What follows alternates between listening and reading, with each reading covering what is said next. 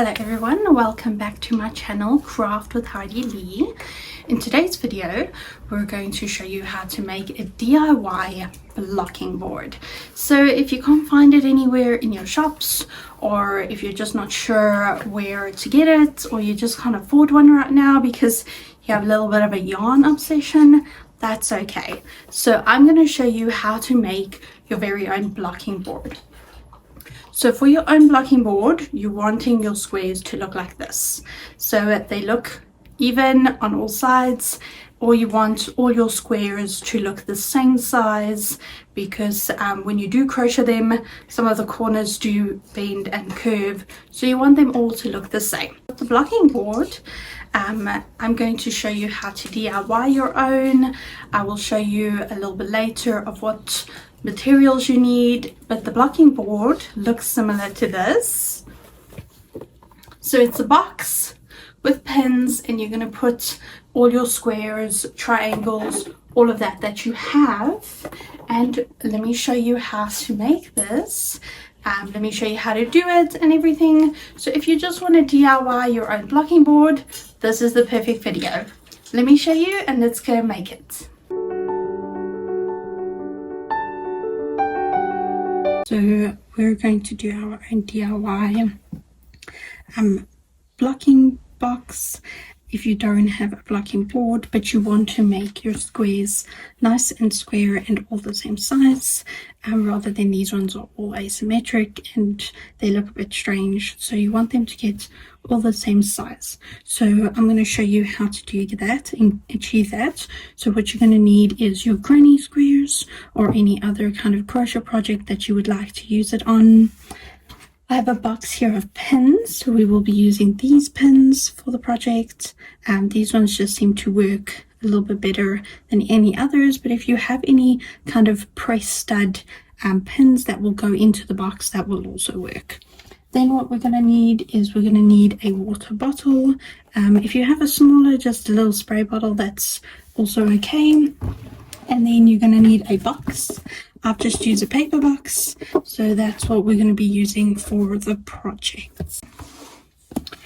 Okay, so what you're going to want to do first is you're going to take your square and you're going to want to measure of the correct size that you want it to be stretched out to.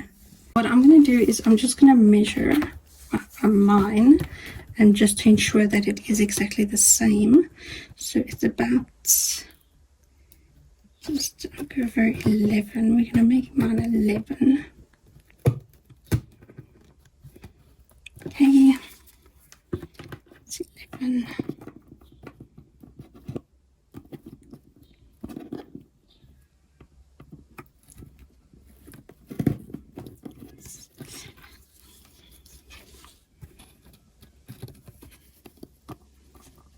Okay, sometimes it can be a bit off, but it will be perfectly fine once you have completed that. Okay.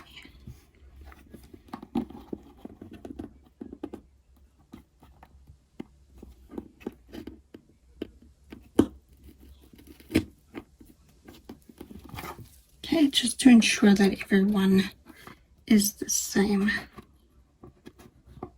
Okay, there we go. Perfect. So then what you're going to do is you're going to take your square and you're just going to put it over. That's why I like these ones, because they you can actually put it over the pins. Just going to stretch your square to go over the pins.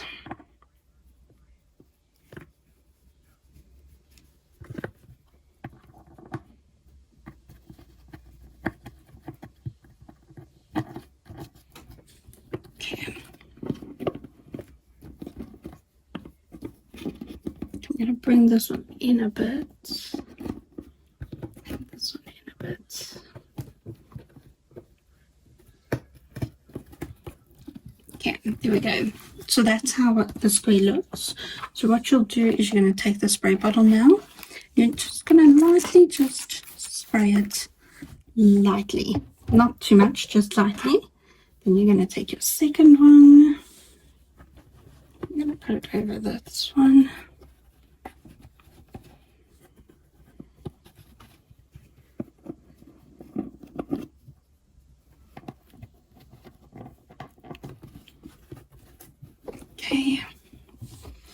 also going to spray this one lightly. The reason why we're spraying it is so that it gets a little damp, so when it does dry, it dries in this actual shape. So mine only fits 2. Depending on your wool, you could fit 3 or 4, but mine only fits 2. So that's what I'm going to do that side. Then we're going to take some more, and we're just going to go on the other side of the box. So I'm just going to measure here, just to be sure. It's about 9.5. About 9.5. And 10. Okay, so I'm going to put the next one in here.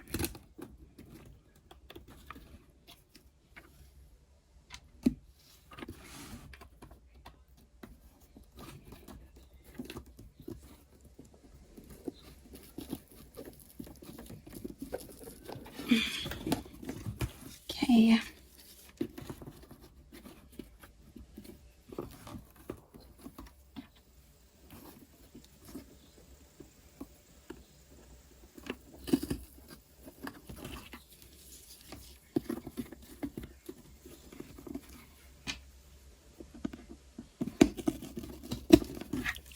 Perfect.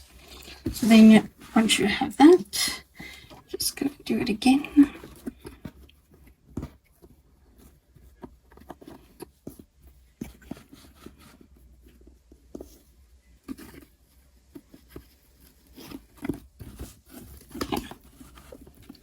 Just be careful when you are sticking your hand in the box that you don't poke yourself. And then you're just going to spray it a little bit.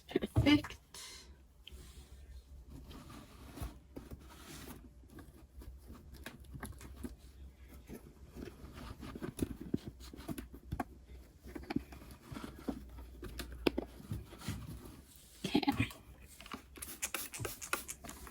Okay. Then we're doing the next one. So you're going to do this all the way around for how many squares you have, or if you just want to pile them, if they're a lot thinner, then you can pile them more. But I'm just going to go all the way around and then do all the squares.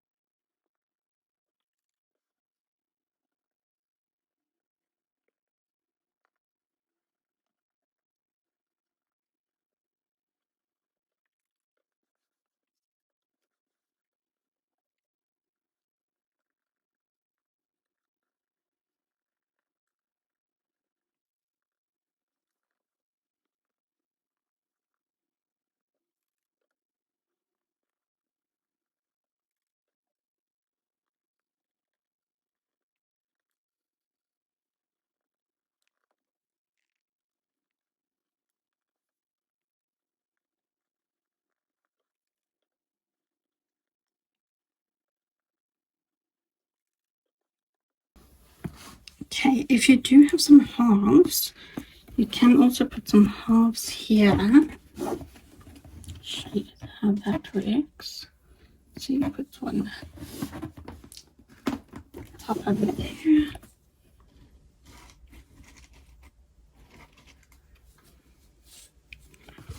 And then you find your corner on this side.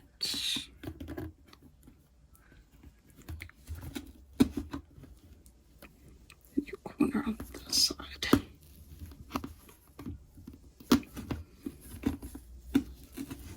So I want mine to be quite a triangle. So that's how come I'm making mine like that. Just with it. I do have a second one over here.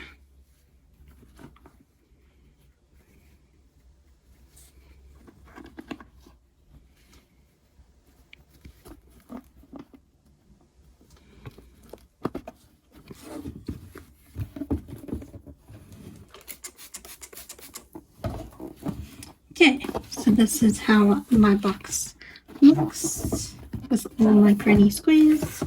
We're going to leave them for a few days, then you're going to take them off, and then I'll show you how it looks once you have left them to dry, and then they are all ready to stitch.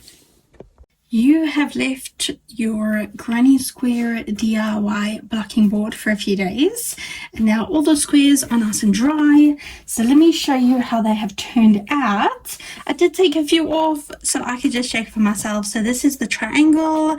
It's looking more like a triangle now, as well as the actual squares.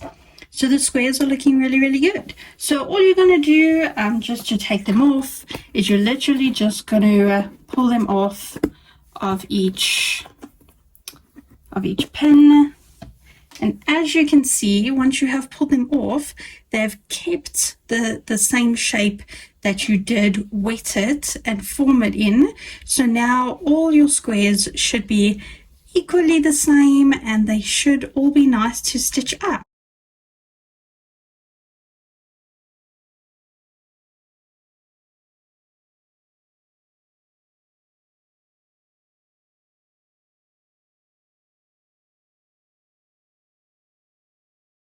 So let me know what projects you have done with the DIY blocking board, and if you have any suggestions, also please let me know about that I can add in other videos.